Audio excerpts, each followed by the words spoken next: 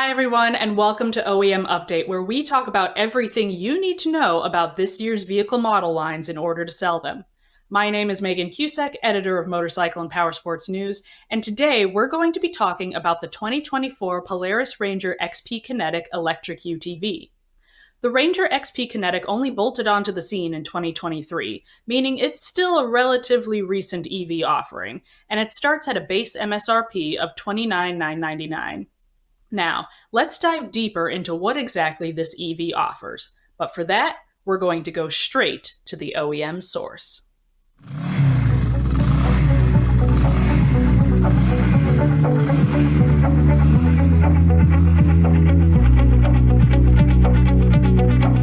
Joining me today to give us an overview of the 2024 Ranger XP Kinetic is Josh Hermes, Vice President of Off-Road Electric Vehicles at Polaris.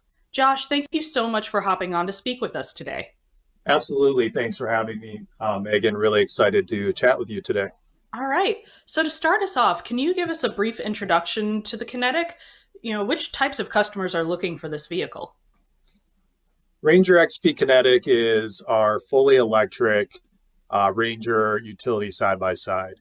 And it's really aimed at, as I mentioned, the utility customer. And so when we say utility for Polaris, what does that mean? So that is people who are using the product for farming, ranching, property maintenance, hunting. So where they're using the vehicle to get work done, get jobs done. And we really see that as a great use case for this product because of all of the benefits that electric powertrain technology brings to that customer.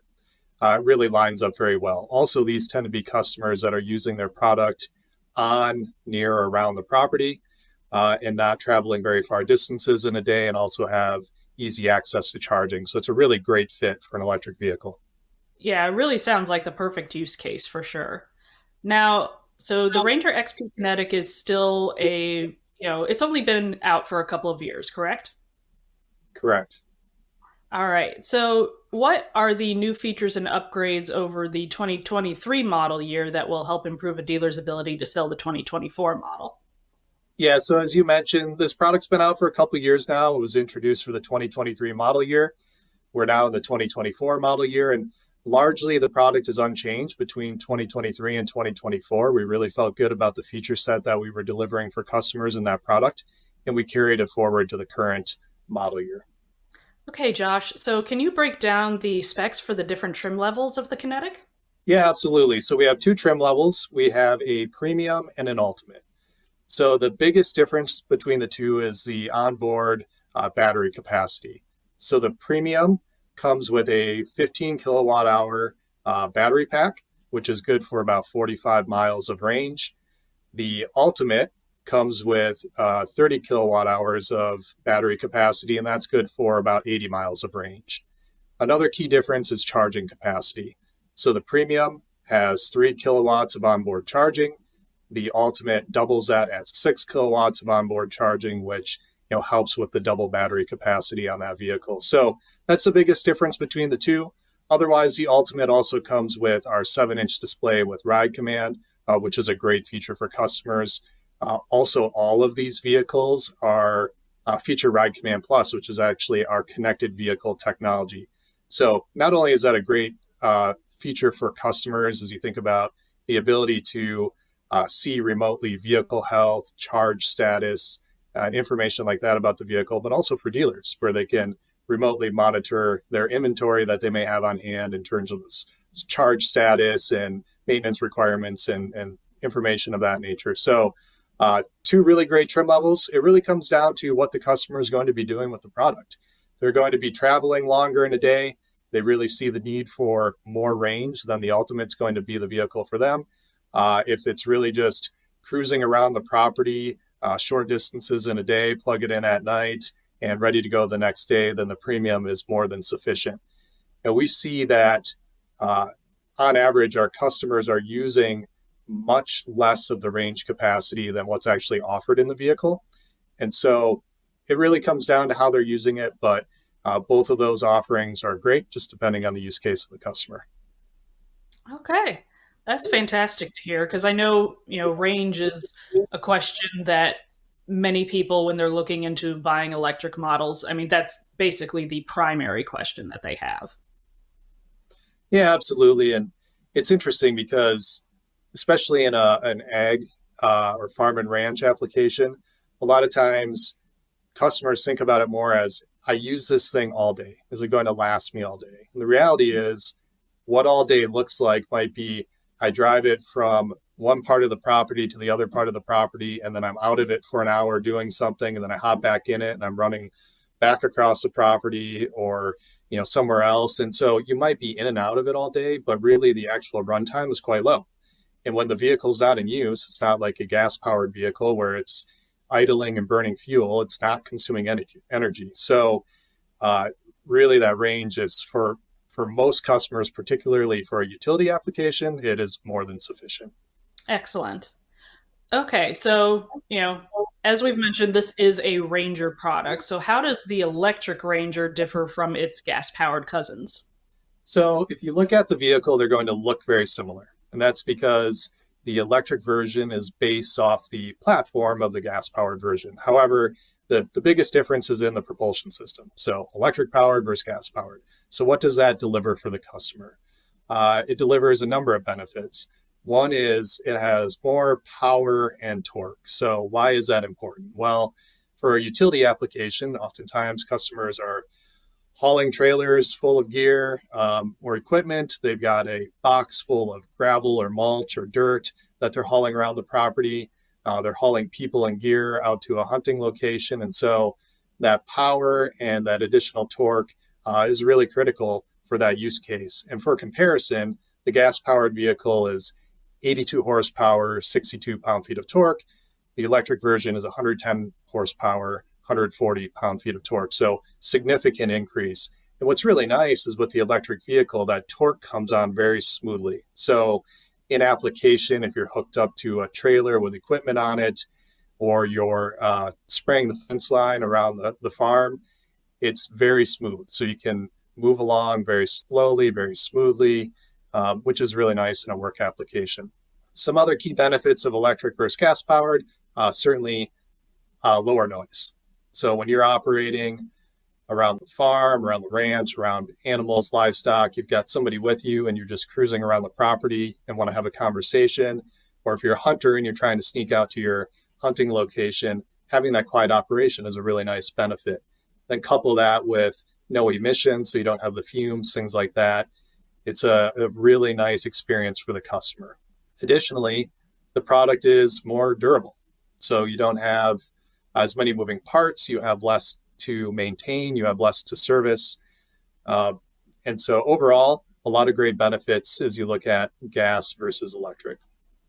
Okay, so speaking of the differences between the gas and electric Rangers, what are the service requirements for the Ranger XP Kinetic and how do they differ from the gas powered ones?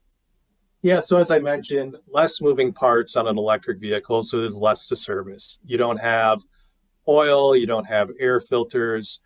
Uh, it doesn't have a CVT transmission similar to what our gas powered vehicle has. It has a cog belt drive. And so there's less going on that requires maintenance over time. So really, it still does have front and rear differential, and those have fluid that require servicing. Other parts that may wear out over time, brakes, bushings, bearings, things like that, still require maintenance. But in terms of regular service intervals, you don't have the things that you would typically have on a gas powered vehicle that require regular maintenance at regular intervals, like oil changes and air filter changes. Over a 5-year period, the cost to operate the vehicle, as you think about service cost, fuel, things like that, customers can save about $3,500 over a 5-year period, just on less maintenance and less fuel. Okay, excellent. Now, what is Polaris doing to help the dealer move these new units and the 2023 iterations?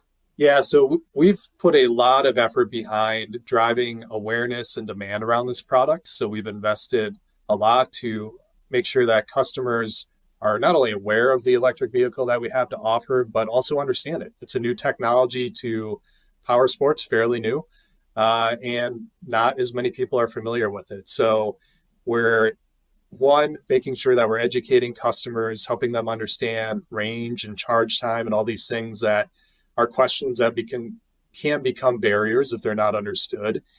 And we're doing a lot to drive awareness around the product as well and drive people into the dealership asking for that product.